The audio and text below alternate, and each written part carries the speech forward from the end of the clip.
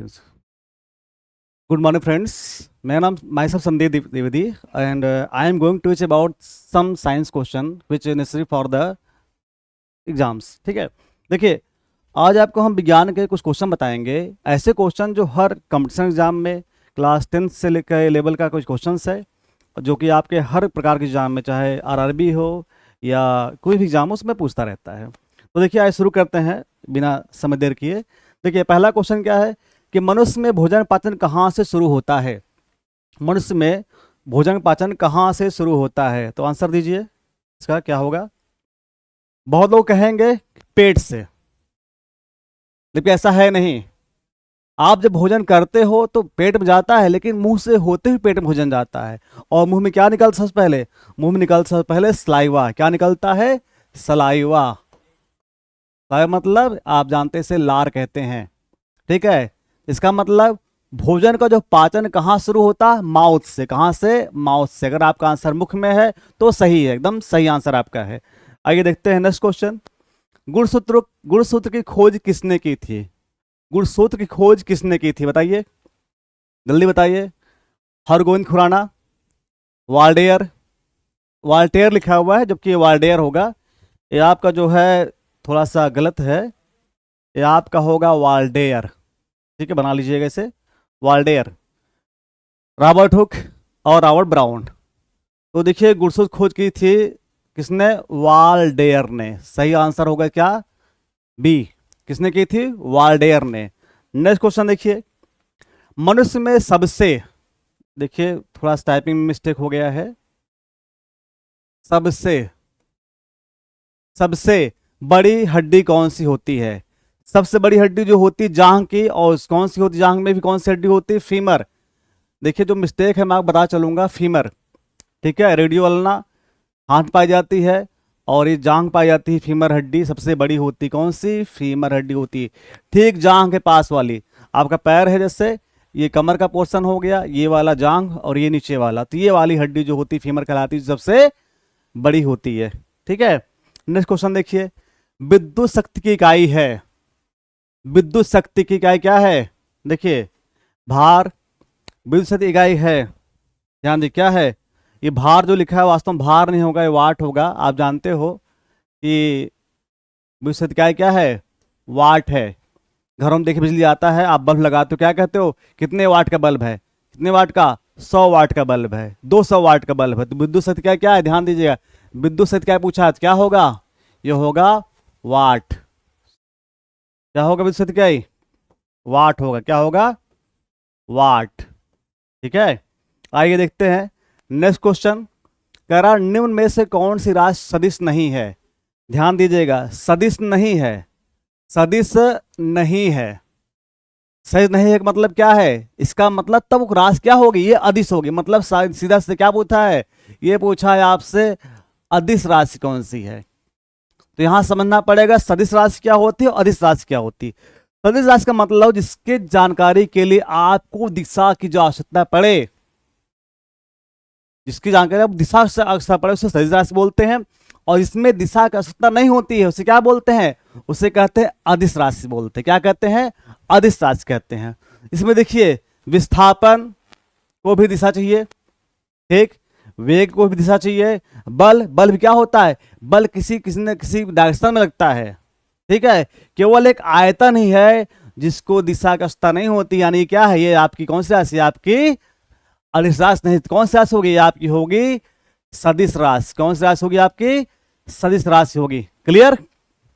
आइए देखते हैं next question. Question number 6. 1 nanometre होता है. 1 नैनोमीटर होता है. आंसर दीजिए, जल्दी कीजिए, जल्दी जल्दी आंसर दीजिए. 1 नैनोमीटर होता है, बताइए. यहां आप गलती कर सकते हैं, जानते हैं क्यों, क्योंकि आपने रटा हुआ है 10⁻⁹ मीटर रटा है आपने. गलती करेंगे. ध्यान दीजिए सेमी में दिया हुआ है, किसमें दिया हुआ है, सेंटीमीटर दिया हुआ है. ये 10⁻- होगा 7, ये -7 है. आंसर क्या होगा, इसका आंसर होगा 10⁻⁷ सेंटीमीटर. नैनोमीटर में जब मीटर पूछेगा तब कितना बताएंगे, नैनोमीटर पूछेगा तब कहेंगे 10⁻⁹ मीटर.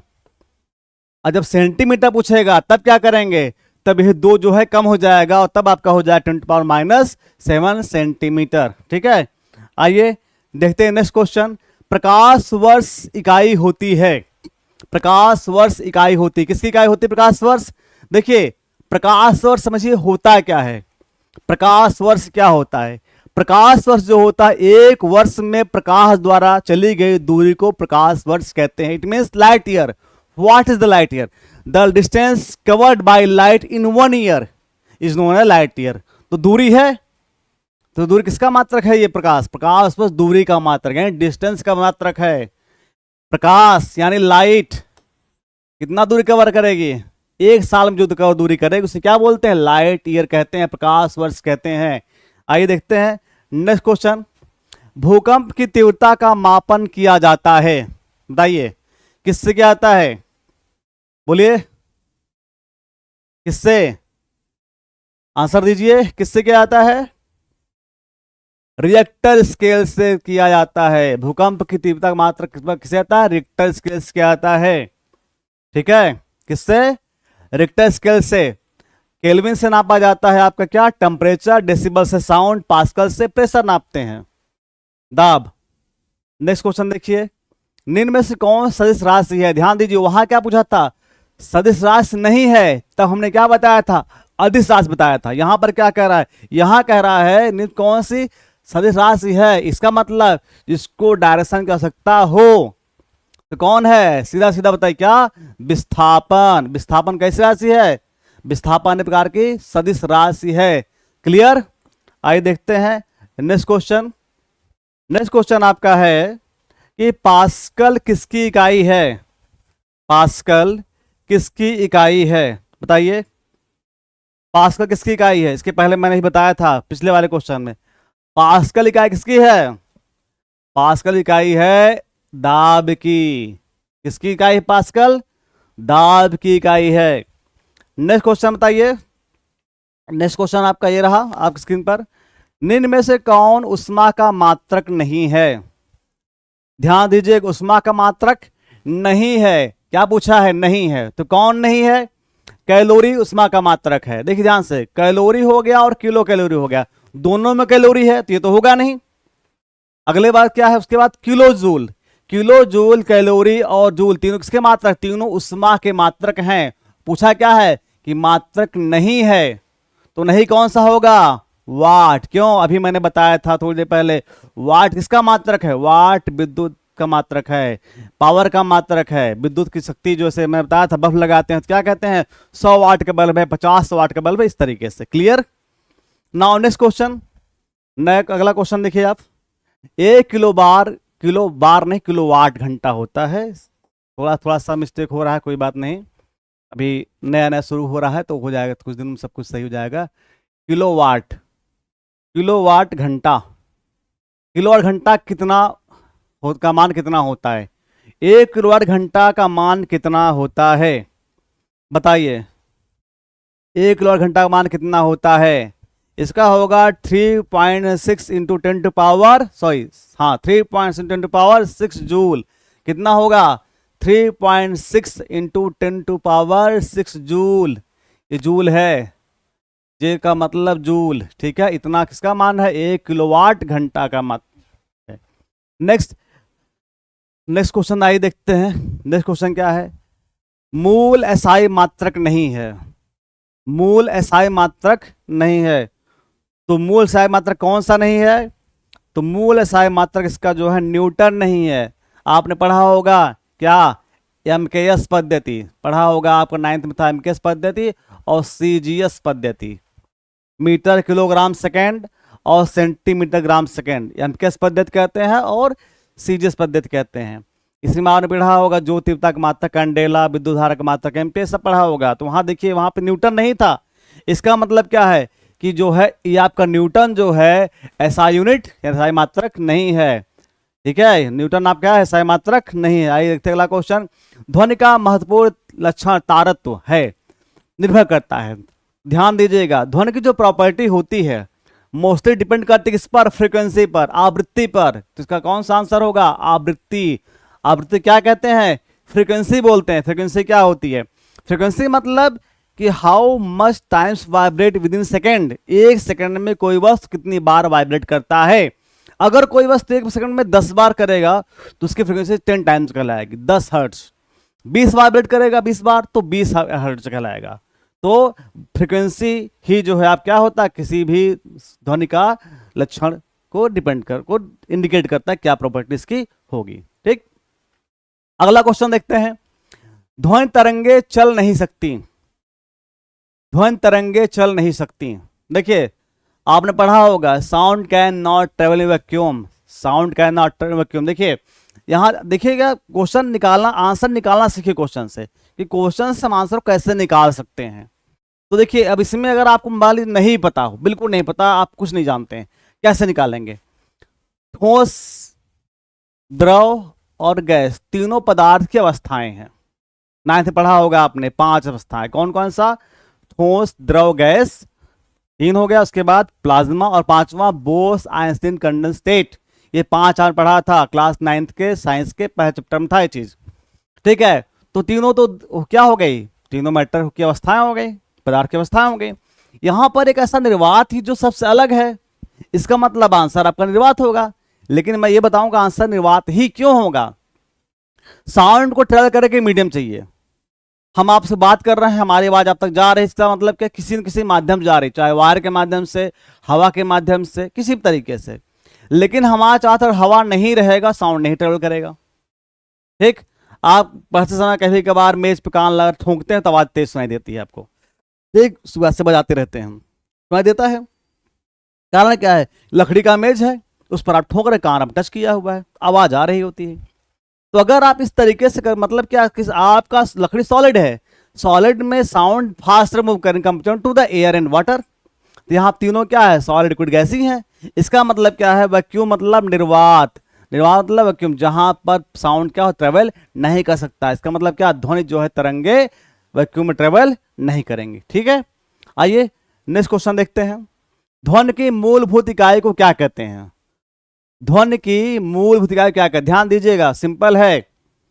इसका आंसर यहां है ध्वनिग्राम। क्या होगा, ध्वनिग्राम। ध्वनिग्राम को ध्वनि की मूलभूत इकाई कहते हैं। किसे कहते हैं, ध्वनिग्राम को क्या कहते हैं, मूलभूत इकाई कहते हैं ध्वनिग्राम को।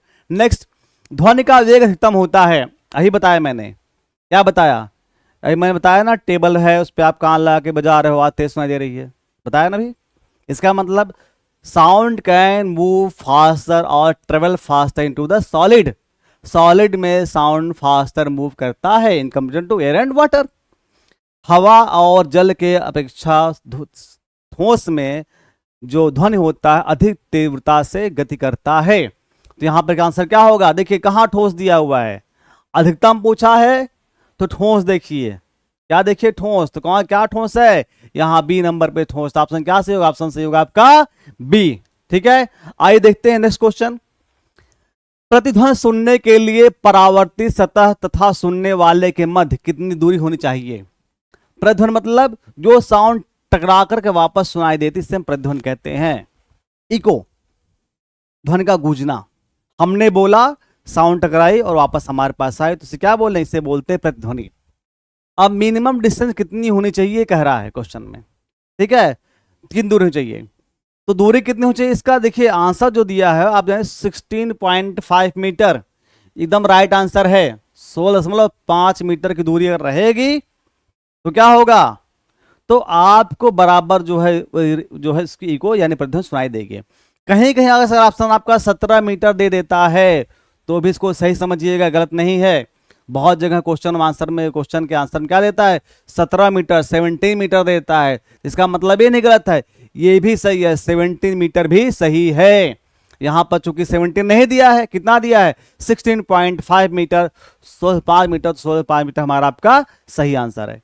ठीक है, आइए देखते हैं नेक्स्ट क्वेश्चन। कह रहा मानव कान किस आवृत्ति से अधिक ध्वनि को नहीं सुन सकता है। Human ear can not listen more than the sound frequency. कितनी फ्रिक्वेंसी ज्यादा जो साउंड को, ध्वनि को मनुष्य कान सुन नहीं सकता है, बताइए। क्या आंसर दिया है, एक दिया है ऑप्शन में 20,000 हर्ट्ज, दूसरा दिया है 15,000 हर्ट्ज, तीसरा दिया 1200 हर्ट्ज, चौथा दिया 10,000 हर्ट्ज। ठीक है, यहां समझिए आप 20 से लेकर के 20,000 हर्ट्ज तक की साउंड को मनुष्य आसानी सुन सकता है। कितना? 20 से लेकर के 20,000 हर्ट्ज तक साउंड को मनुष्य सुन सकता है। तो देखिए, अब पूछा किससे अधिक, तो क्या देखेंगे कि 20,000 कहां है, 20,000 कहां है।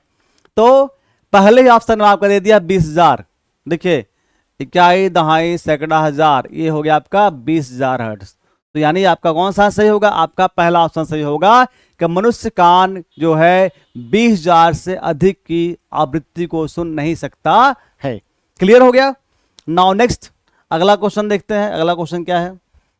अगला क्वेश्चन कह रहा है किस विकिरण में ऊर्जा प्रति क्वांटम, ये क्वांटम लिखा है, वास्तव में क्वांटम है, ये जो है आपका जो दिया है क्वांटम है, ये ध्यान दीजिएगा, ये प्रति क्वांटम, प्रति क्वांटम सर्वाधिक होती है, प्रति क्वांटम सर्वाधिक होती है। देखिए आंसर आपको सो नहीं करना, इसे रटना ही पड़ेगा क्योंकि उसका कोई वो नहीं है लॉजिक। क्वांटम का मतलब होता है जो प्रकाश किरणें पड़ती हैं अलग अलग नैनोमीटर की होती है ना, मतलब नैनोमीटर, या ना मतलब क्या हुआ, नैनोमीटर। और जिस पर ज्यादा एनर्जी होती है उसी को हम बता रहे किसमें ज्यादा एनर्जी होती है। तो ज्यादा एनर्जी होती है किसमें? 200 से लेकर के 280 तक, 200 से 280 तक की जो होती है ये सब सर्वाधिक होती है। कितना? 200 से लेकर 280 तक। कितना? 200 से लेकर 280 नैनोमीटर तक। ये वाला आंसर सही होगा। 200 नैनोमीटर से लेकर के 280 मीटर तक की जो फ्रीक्वेंसी जो आपकी होती है विकिरण, उसी की ऊर्जा होती क्या होती? सर्वाधिक होती है। ठीक है, आइए देखते हैं अगला क्वेश्चन क्या है। अगला क्वेश्चन आपकी स्क्रीन पर ये रहा कि निम्न में से कौन सी विद्युत चुम्बकीय तरंगे नहीं है? निम्न में से कौन सी विद्युत चुम्बकीय तरंगे नहीं है? ठीक है, कौन सी विद्युत चुम्बकीय तरंगे नहीं है बताइए आप। तो इनमें से जो आपका है बताइए कौन सी विद्युत चुम्बकीय तरंगे नहीं है, बताइए। इसका पहला ऑप्शन सही होगा अल्फा किरणें। कौन सी? अल्फा किरणें। अल्फा किरणें जो है ये विद्युत चुंबकीय तरंगे नहीं है। ठीक है, अल्फा बीटा गामा तीनों क्या है? तीनों किरणें हैं जो निकलती हैं। इनमें से अल्फा किरणें जो हैं वे विद्युत चुंबकीय किरणें नहीं है। ठीक है, आइए देखते हैं अगला क्वेश्चन क्या है।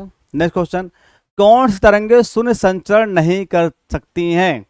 यहां देखिए बहुत बढ़िया क्वेश्चन पूछा है आपसे। बढ़िया क्वेश्चन का मतलब बहुत सिंपल क्वेश्चन, तरीका चेंज करके पूछ लिया है। आपको आंसर पता है लेकिन नहीं दे पाओगे अगर वर्ड को नहीं पकड़ेंगे आप, शब्द को नहीं पकड़ेंगे आप तो। ठीक है, शब्द पकड़ना बहुत जरूरी है। यहां पर शब्द क्या दिया? यहां पे एक शब्द यूज कर दिया है, क्या शब्द यूज किया? शून्य संचरण। शून्य संचरण का मतलब होता है निर्वात, वैक्यूम। यानी कौन सी तरंगे ऐसी हैं जो निर्वात में चलती नहीं है, निर्वात में जो मूव नहीं करती है। कौन सी तरंगे निर्वात मूव नहीं करती हैं? आप ध्यान, जब पता है होगा, इससे पहले बताया था। कौन सी? ध्वनि तरंगे। ध्वनि तरंगे जो होती हैं वे निर्वात में मूव नहीं करती हैं, निर्वात में चलती नहीं है, निर्वात में गति नहीं करती हैं। क्लियर है? बोलिए आगे देखिए अगला क्वेश्चन क्या है। निम्न में से ऋणात्मक आवेश होता है किस पर? तो आपने पढ़ा होगा रदरफोर्ड का परमाणु मॉडल में, उसमें आप जानते हैं अल्फा कण बीटा कण, जब बताया था उन्होंने अल्फा कणों की बमबारी की थी। ठीक है, किस पर बमबारी की थी? अल्फा कणों पर। अल्फा कणों की बमबारी की थी गोल्डन फॉयल पर, गोल्ड फॉयल पर। ठीक, तो आपने देखा होगा। बताने के पर्पज बेसिक आंसर समझिए, गोल्डन फॉयल से जिन्होंने करा था रदरफोर्ड ने बमबारी, तो आपने उसमें पढ़ा था कुछ ऐसे हुए वापस लौट गए, कुछ ऐसे था सीधा निकल गया, कुछ ऐसे था ऐसे मुड़ गया, ऐसे था ऐसे मुड़ गया। ठीक, ये आपने पढ़ा था। इसके आधार पर हमने बता दिया, या रदरफोर्ड ने बताया क्या, कि सेंटर में नाभिक होता है, नाभिक में पॉजिटिव चार्ज पाया जाता है और उसके किनारे निगेटिव होता है, इलेक्ट्रॉन जिसको खींचता है। और हमने अल्फा कणों को भेजा था, अल्फा कणों में जो पॉजिटिव चार्ज होता है, क्यों टकरा करके पॉजिटिव बैक आ गया था। ये रदरफोर्ड बताया था। पूछा है ऋणात्मक, तो अल्फा आपका क्या हो गया? धनात्मक हो गया। अब एक्सरे गामा, इन दोनों में कोई चार्ज होता ही नहीं है, कोई सवाल ही नहीं पैदा होता कुछ कहने का। बचा कौन? बीटा। बीटा है, इसमें बीटी रे लिखा है, ठीक है। अब देखते हैं कि कुछ मिटाने वाले प्रक्रिया हो तो।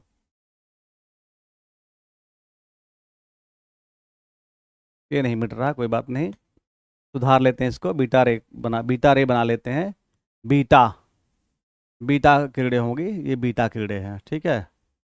ये कौन सी किरणें हैं? ये बीटा किरणें हैं, ठीक है। कौन सी किरणें? बीटा किरणें, जिन पर क्या होता है? ऋणावेशित चार्ज होता है, ऋणावेशित चार्ज होता है, ठीक। Now next question. एक जैव पद्धति पराश्रव्य ध्वनि का उपयोग किया जाता है। पराश्रव्य है, परश्रव्य नहीं होगा, पराश्रव्य होगा। देखिए पराश्रव्य है, ठीक है। समझिए यहां पर क्या है, जैव पद्धति में पराश्रव्य ध्वनि का उपयोग किया जाता है, मतलब हम पराश्रव्य ध्वनि का यूज किस में करते हैं, सीधे सीधे क्वेश्चन नहीं पूछा है, ठीक। तो इसका आंसर क्या होगा? सोनोग्राफी में। सोनोग्राफी में, sonography related with the sound, sonography is related to the sound. किससे रिलेटेड है? ये साउंड से रिलेटेड है सोनोग्राफी, ठीक।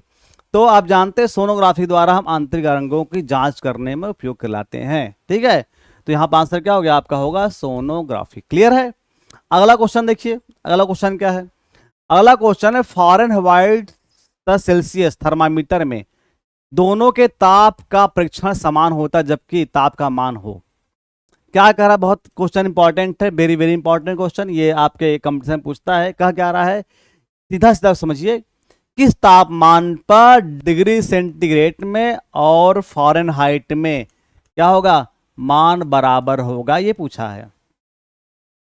ऐसा तमचा बताइए जिसमें डिग्री सेंटीग्रेड और फ़ारेनहाइट दोनों क्या हो? दोनों इक्वल हों। तो इसमें होता है -40 डिग्री सेंटीग्रेड। ये ऐसा तापमान है -40 डिग्री सेंटीग्रेड, इस पर क्या होता है कि फ़ारेनहाइट में भी और डिग्री सेंटीग्रेड में दोनों में इसका मान समान होता है। क्लियर? अगला क्वेश्चन देखिए, रेफ्रिजरेटर में खाद्य पदार्थ ताजा रखने हेतु सुरक्षित तापमान क्या है? फ्रिज में आपने सामान रखा है, तो सामान को कितने तापमान पर रखें कि सामान सुरक्षित रहे? ठीक है, कितने रखें तो सामान आपका सुरक्षित रहे? बताइए, बोलेंगे आप?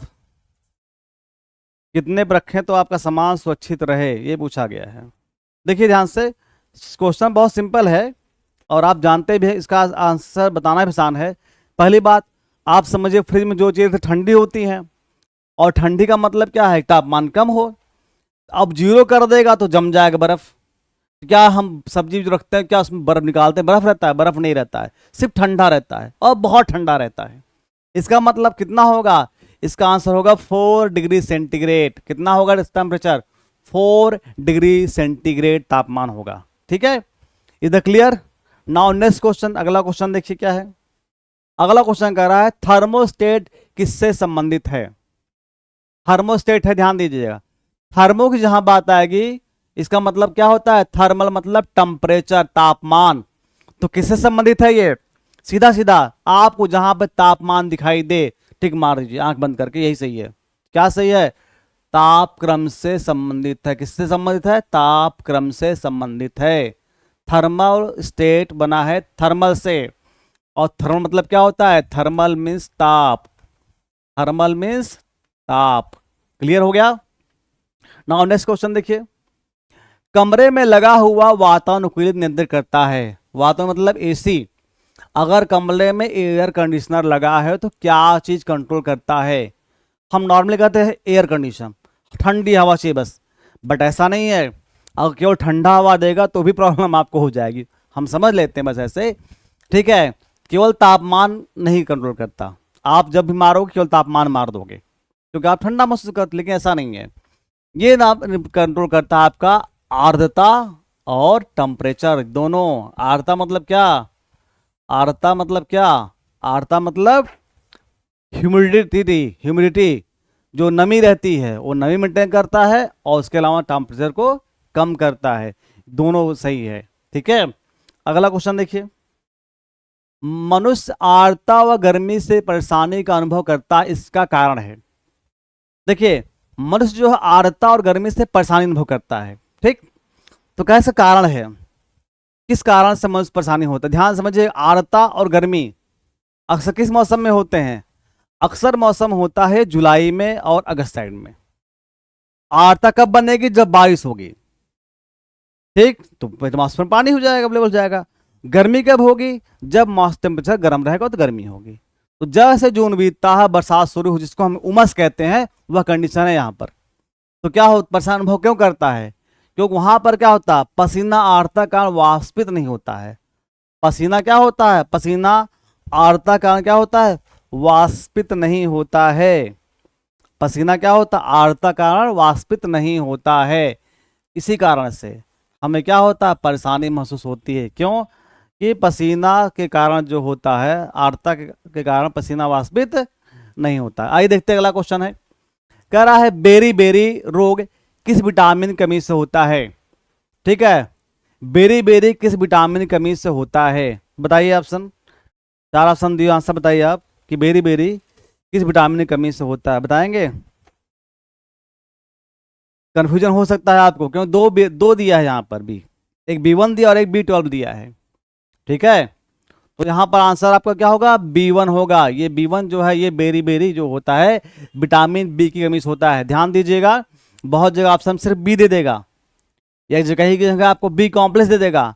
अगर केवल बी देता है तो सही है, अगर बी कॉम्प्लेक्स देता है, बी को जानते हैं बी कॉम्प्लेक्स क्यों कहते हैं? क्योंकि विटामिन बी में कई विटामिन होते हैं, B1, B2, B3, B4, B6, B12 देख रहे हैं, आपको 2 ही मिल गए हैं।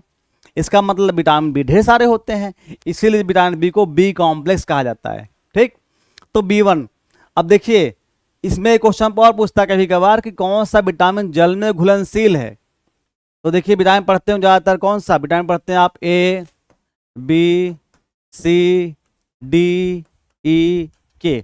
नॉर्मली आप यही विटामिन पढ़ते हैं। ठीक, अब इसमें 2 कैटेगरी बांटी है, जल में घुलनशील विटामिन और वसा में घुलनशील विटामिन। जल में घुलनशील, वसा में घुलनशील। जल में मतलब water soluble vitamin and fat soluble vitamin. तो वाटर सॉल्युबल के लिए याद करने बहुत याद जरूरत नहीं है आपको, बस ध्यान दीजिए। एक होता है विटामिन सी, सी पाया जाता है नींबू में। किसमें? नींबू में। तो विटामिन सी जानते हैं, नींबू गाद पानी में घुल जाता है, यानी विटामिन सी जो है डिजॉल्व है। ठीक, और विटामिन बी डिजॉल्व होता है, यानी विटामिन बी सी जो होता है डिजॉल्व होता है किसमें? वाटर में। बाकी विटामिन आपका ए डी ई के क्या है? ये आपके फैट सॉल्युबल है। कैसे विटामिन है? These are the fat soluble vitamin, these are the fat soluble vitamin. ये क्या है? ये फैट सॉल्युबल विटामिन है। ठीक, बी सी कैसे है? बी सी वाटर सॉल्युबल है। बी सी कैसे हैं? वाटर सॉल्युबल विटामिन है, यानी जल में घुलनशील विटामिन कौन कौन से हैं? Vitamin B C. और विटामिन बाकी ए डी ई के कैसे हैं? फैट सॉल्युबल विटामिन है। ठीक, आइए अगला क्वेश्चन देखते हैं। मेढक में दांत होते हैं, मेढक में दांत होते हैं होमोडोंट, थिकोडोंट, हेट्रोडोंट। ठीक, और ऊपर में कोई नहीं है। बताइए कौन कौन सा आंसर सर, बताइए कौन सा आंसर सही है? बताइए भाई कौन सा आंसर सही है? मेढक कौन से दांत होते हैं, बताएंगे कौन सा आंसर सही है? बोलिए कौन सा सही है, बोलिए। देखिए होमोडोंट क्या होता है, इसका आंसर सही तो होगा होमोडोंट, ये आंसर सही है होमोडोंट। अब देखिए होमोडोंट क्या होता है, थिकोडोंट क्या होता है और हेटरोडोंट क्या होता है। होमोडोंट मतलब होता है एक बार दंती, यानी दांत केवल जीवन में एक बार आएगा, उस क्या बोलते हैं? एक समान जो दांत होते हैं, क्या समान? एक समान दांत होता है, सारे दांत मेढक में एक समान होते हैं, इसे बोलते हैं होमोडोंट। क्या बोलते हैं? होमोडोंट बोलते हैं। जिसके सारे दांत कैसे होते हैं? एक समान होते हैं। एक समान जब दांत होंगे तो होमोडोंट कहते हैं। जब दांत गर्त में मसूड़म धसे रहते हैं तब उसे बोलते हैं थिकोडोंट। क्या बोलते हैं तब? उससे बोलते थिकोडोंट बोलते हैं। देखिए ऐसे मसूड़ा है, ऐसे मसूड़े हैं, इस मसूड़े में क्या होते हैं? दांत होते हैं। इस मसूड़े में दांत वैसे दांत में यही लग रहा है दांत है, तो हम मसूड़ा अलग बना दे रहे हैं फिर से। चलिए ये दांत हो गया, ये हो गया मसूड़ा। ठीक है, ये आपका मसूड़ा हो गया, ये दांत हो गए, ये दांत हो गया। ठीक है, और दांत के रूट, दांत की जड़ें। देखिए ये दांत धंसा हुआ अंदर, इस दांत को क्या कहेंगे? इस दांत को कहेंगे हम थीकोडोंट, क्यों? मसूड़े में धंसा हुआ है। ठीक, होमोडोंट एक समान दांत, थीकोडोंट जो मसूड़ में धंसे हुए दांत, और तीसरा जो है हेट्रोडोंट, मतलब इस कई प्रकार के दांत हो। जैसे हम लोगों में, मनुष्य में क्या होते? 4 टाइप्स के टीथ पाए जाते हैं, 4 प्रकार। कौन कौन से? कैनाइन, इंसिजर, मोलर और प्रीमोलर। कैसे कैसे दांत पाए? 4 प्रकार दांत पाए जाते हैं मनुष्यों में। कौन कौन से बताएंगे आप? 4 दांत कौन कौन से मनुष्यों में? कैनाइन, कैनाइन, इंसिजर, मोलर और last one what? Premolar.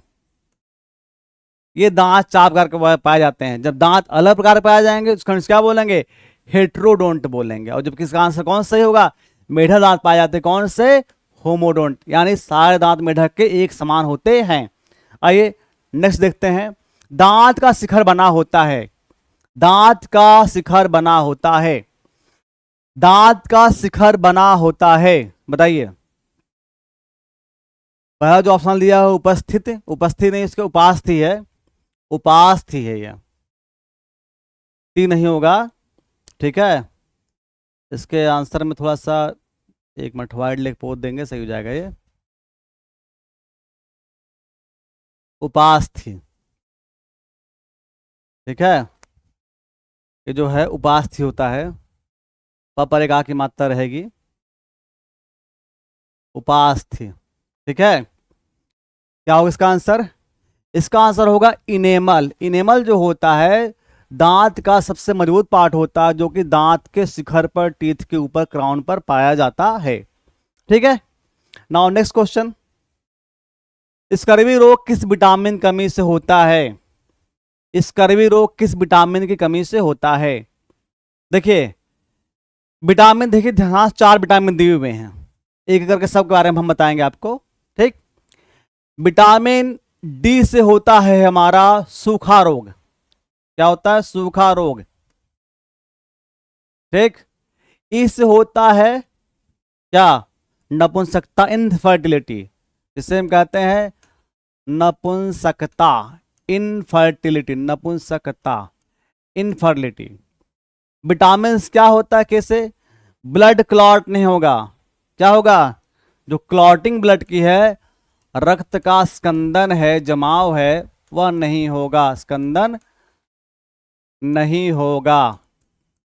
And last one आपका विटामिन सी से क्या होता है? स्कर्वी। क्या होता है? विटामिन सी से होता है स्कर्वी। ये बेटे रोग जो होता है दांतों में पाए जाते हैं, मसूड़ों में पाए जाते हैं, मसूड़ों से खून निकलने लगता है। इसका मतलब अगर आपको दांतों में कमजोरी दिखाई दे तो भोजन क्या करिए? नींबू की मात्रा बढ़ा दीजिए, आंवले की मात्रा बढ़ा दीजिए, तो आपको उस विटामिन, उस जो है रोग से आपको मुक्ति मिल जाएगी। ठीक है, इधर clear. Now next question. Pepsin होता है, देखिए पेप्सिन जो होता है एंजाइम होता है। क्या होता है? एंजाइम। विटामिन नहीं, विटामिन नाम तो मैंने बता दिया आपको, ए बी सी डी ई के, ये 5 विटामिन हो गए। हार्मोन्स क्या होते हैं? हार्मोन्स काम को रेगुलेट करते हैं। और एंजाइम क्या करते हैं? एंजाइम जो होता है ये भोजन को डाइजेस्ट करने में मदद करते हैं। और पेप्सिन क्या करता है? भोजन को डाइजेस्ट करता है। किस पार्ट को? ये पचाता है, आपके प्रोटीन को डाइजेस्ट करता है। Help in the digestion of protein. Pepsin help in the digestion of protein. Okay, now next question. लार का पीएच मान कितना होता है? देखिए सिंपल सा आंसर है इसका। पहली बात, लार मुंह में आता है, ठीक, उसके बाद पेट तक पहुंचता है। और आप सब जानते हो कि पेट तक जो भोजन का माध्यम होता है, the medium of food is acidic, यानी कंफर्म हो गया कि लार जो है वो आपका एसिड है, ये तो कंफर्म हो गया। ठीक, अब दूसरी बात, एसिड है तो इसका पीएच मान कितना होना चाहिए? किसी भी एसिड का मान जो होता है वो 7 से कम होता है। एसिड का मान 7 से कम होगा। अगर 7 से कम होगा तभी एसिड होगा। अब यहां पर 7 से कम 2 दिए हुए हैं, एक दिया 6.8, दिया 6.4, तो 3.4 दिया हुआ है। 2 ऐसे वैल्यू दिए जो 7 से कम है। एक आपका दिया है 6.8, 6.8, दूसरा दिया 3.4। इसका दोनों एसिड है। लेकिन जो 3.8 है ये क्या है, ये आपका स्ट्रॉन्ग एसिड है। This are the strong acid. और स्ट्रॉन्ग एसिड होगा तो मुंह आपको जल जाएगा। क्या लार से आपका मुंह जलता है? तो आंसर है नहीं। अगर लार से मुंह नहीं जलता है इसका मतलब आंसर ही तो होगा नहीं। ठीक, तो बचता है क्या आपके पास? बचता सिर्फ एक ऑप्शन आपके पास, क्या? बी, 6.8। तो आपका राइट आंसर क्या होगा? Your right answer is 6.8। The pH of लार and saliva is what? 6.8। Clear?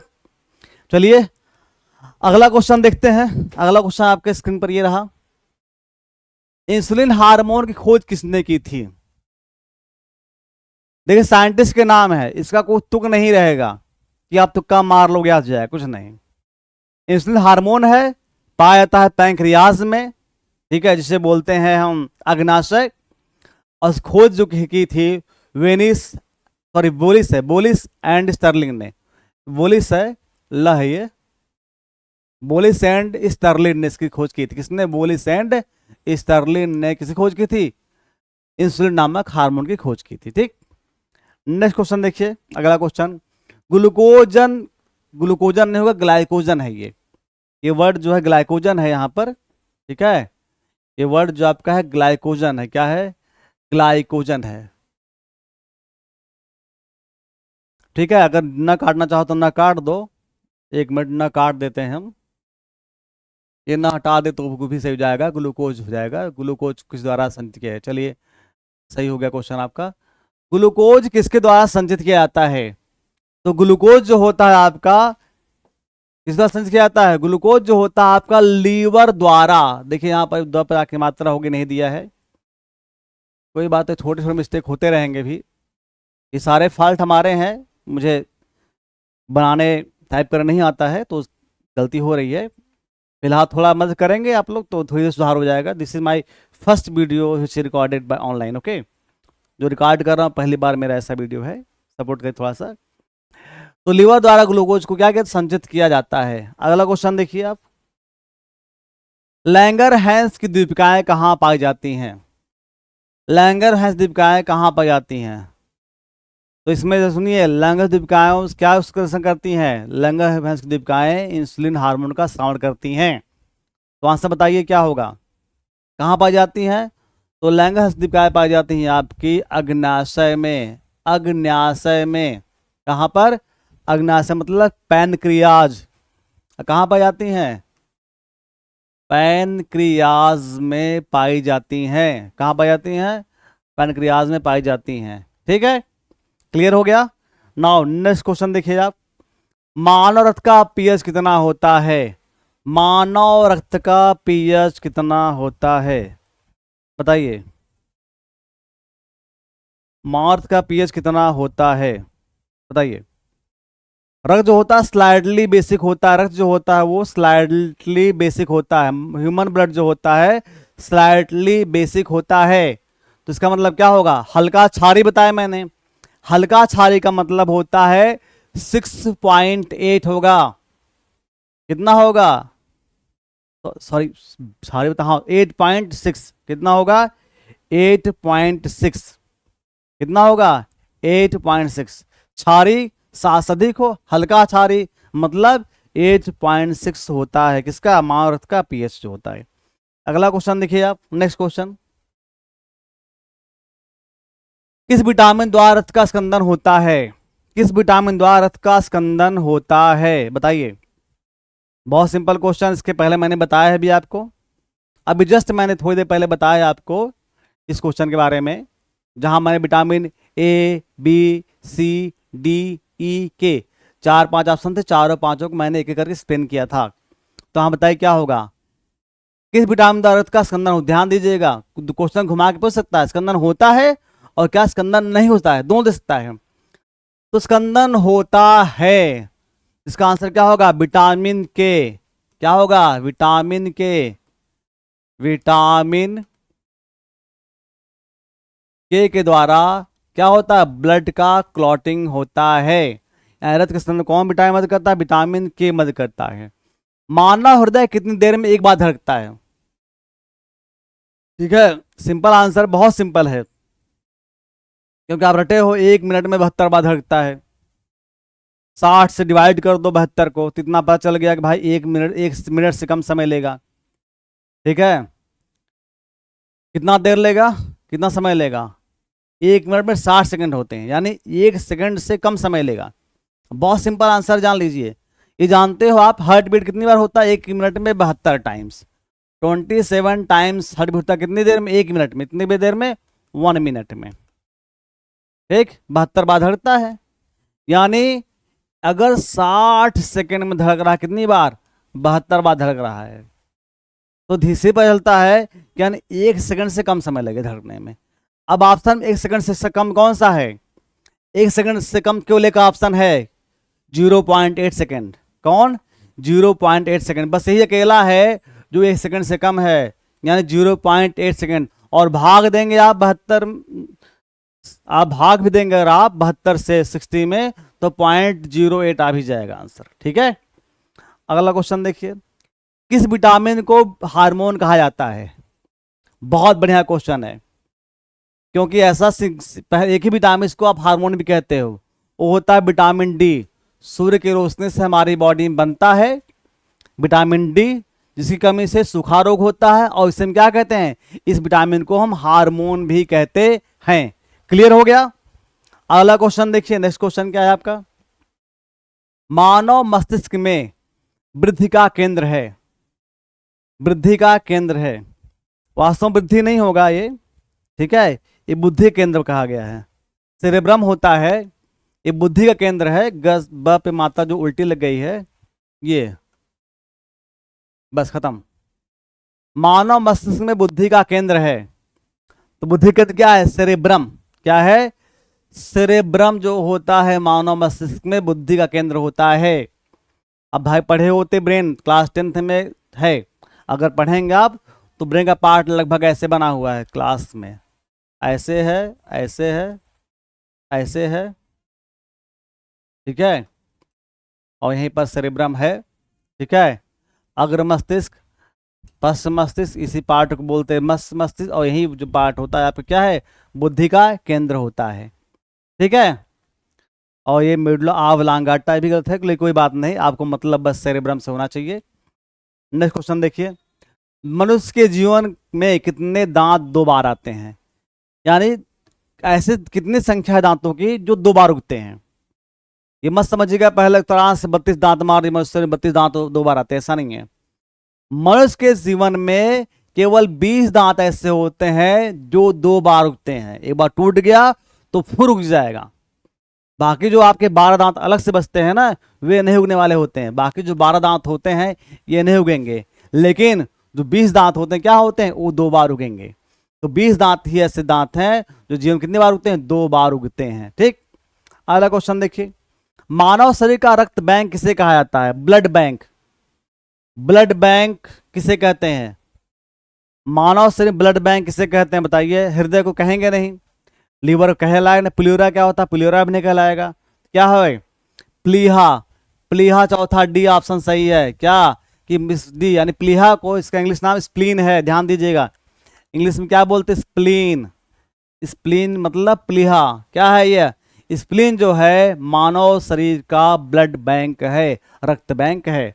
Now next question, मानव शरीर में लाल रक्त का निर्माण कहाँ होता है? बोलिए, मानव शरीर में लाल रक्त का निर्माण कहाँ होता है? बताएंगे आप कहाँ होता है? बोलिए, यकृत में, हृदय में? भाई हृदय नहीं है आंसर इसका। हृदय तो ब्लड को पंप करता है, हार्ट ब्लड को सर्कुलेट करने में एक पंपिंग ऑर्गन है। साइज हमारी मुट्ठी बड़ा होती है हार्ट की। The size of our heart is just like fist our fist. हमारे हार्ट की साइज जो होती है हमारी मुट्ठी के बराबर होती है। ये हमारी मुट्ठी, इसी मुट्ठी बड़ा हमारा हार्ट का साइज है, इससे बड़ा नहीं है। ठीक भाई, आप छोटे अपने मुट्ठी से अपना हृदय का साइज नापिए ना। हमारी साइज, हार्ट का साइज हमारी मुट्ठी के हिसाब से, आपके हार्ट का साइज आपकी मुट्ठी के हिसाब से है। ठीक, क्या होगा इसका आंसर? मानव शरीर में लाल रक्त कणिका का निर्माण होता है कहां पर? अस्थि मज्जा में। इसका एक नाम और है, इसका एक नाम और क्या है? Bone marrow. इसका एक नाम और इंग्लिश में क्या कहते हैं? Bone marrow. This is also known as bone marrow. ठीक है, इसे बोन मैरो भी कहा जाता है। ठीक, अगला क्वेश्चन देखिए, नेक्स्ट क्वेश्चन, सामान्य ताप पर कौन सा तत्व द्रव है? मतलब रूम टेम्परेचर। जब सामान्य ताप की बात करें इसका मतलब रूम टेम्परेचर, और जब भी रूम टेम्परेचर की बात कही जाएगी तो आप समझ लीजिएगा जो टेम्परेचर रहेगा 20 डिग्री सेंटीग्रेड से, चाहे जो ले लीजिए 40 तक ले लीजिए, कोई दिक्कत नहीं है। लेकिन जब रूम टेम्परेचर की बात की जाती है तो इसका मतलब सीधा सीधा होता है क्या, 20 से 25 के आसपास जो नॉर्मल टेम्परेचर आपके कमरे का होता है। तो क्या है इसका आंसर होगा पारा। पारा क्या बोलते हैं इंग्लिश में? मरकरी कहते हैं। मरकरी क्या होता है? पारा, जो कि रूम टेम्परेचर पर या नॉर्मल टेम्परेचर क्या है, यह द्रव है, लिक्विड है। क्लियर। अगला क्वेश्चन देखिए, नीला थोथा किसे कहा जाता है? एक केमिस्ट्री क्वेश्चन है, साइंस में पूछ सकता है। साइंस का मतलब ही नहीं होता सिर्फ बायोलॉजी। जब आप साइंस दोगे या जीके दोगे, जीके और साइंस में सारे क्वेश्चन पूछ देते हैं। जीके मतलब जनरल नॉलेज, जीएस मतलब जनरल साइंस। तो जनरल साइंस सारे क्वेश्चन आते हैं। जनरल साइंस का मतलब होता है क्लास 10th तक की जो साइंस बेसिक है वो आपको आनी चाहिए। और ये केमिस्ट्री है, ये केमिस्ट्री क्लास 9th के लेवल का है। बताइए क्या होगा? नीला थोथा। नीला थोथा बोलते हैं कॉपर सल्फेट को। किसे? कॉपर सल्फेट को। CuSO4, CuSO4, कॉपर और सल्फेट। कॉपर सल्फेट क्या बोलते हैं? नीला थोथा। ये फेरस सल्फेट है, कॉपर सल्फेट है। ये आपका NH4Cl अमोनियम क्लोराइड है, जिसका कॉमन नेम नौसादर है। और CsCl3 जो है आपका क्या है? ये मिथिल क्लोराइड है। मिथिल क्लोराइड, नौसादर यानी अमोनियम क्लोराइड, फेरस सल्फेट और कॉपर सल्फेट। और कॉपर सल्फेट को क्या कहा जाता है? नीला थोथा कहा जाता है। तब पराग की मात्रा लग गई है, वो गलत है। कोई बात नहीं, मैं सुधारता रहूंगा, ऐसे नहीं छोड़ूंगा इन चीज़ों को, ऐसे नहीं बनाऊंगा। जो आपको जो भी क्वेश्चन में गलतियां रहेंगी प्रयास करूंगा कि मैं सुधार दूं थोड़ा सा। ठीक है। नीला थोथा किसे कहा था? कॉपर सल्फेट कहा जाता है। अगला क्वेश्चन देखिए, विश्व विज्ञान दिवस।